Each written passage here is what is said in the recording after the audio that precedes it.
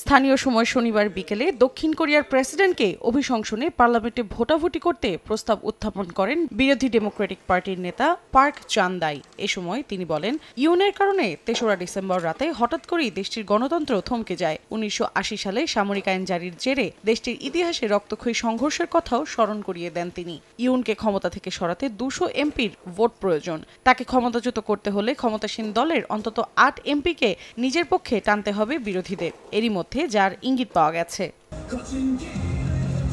এদিকে president Yoon সুক ইয়েলকে অভিশংসনের দাবিতে শনিবারও রাজধানী সিউলের পার্লামেন্টের বাইরে জড়ো হন লাখো মানুষ।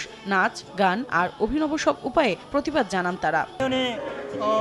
আমি মনে করি একমাত্র অভিশংসনই অর্থনৈতিক, সামাজিক ও অন্যান্য দিক থেকে আমাদের দেশকে স্থিতিশীল করতে পারবে।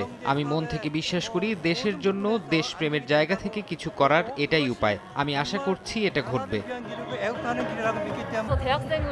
একজন বিশ্ববিদ্যালয়ের শিক্ষার্থী হয়ে চুপ থাকা খুবই লজ্জার হবে, তাই আমি এখানে প্রতিবাদ জানাতে এসেছি। অভিশংসন সফল করতে যা দরকার আমি করব। আবার প্রেসিডেন্টের পক্ষেও তার সমর্থকরা পার্লামেন্টের বাইরে অবস্থান নিয়েছেন। এর আগে ৩রা ডিসেম্বর হঠাৎ করেই দক্ষিণ কোরিয়ায় সামরিক আইন জারি করেন প্রেসিডেন্ট ইউন। মুহূর্তেই বিক্ষোভে ফেটে পড়েন দেশটির বাসিন্দারা। কয়েক ঘন্টার ব্যবধানে জনরোষ ও পার্লামেন্টের বিরোধিতার মুখে পড়ে মার্শাল লর আদেশ প্রত্যাহার করেন তিনি।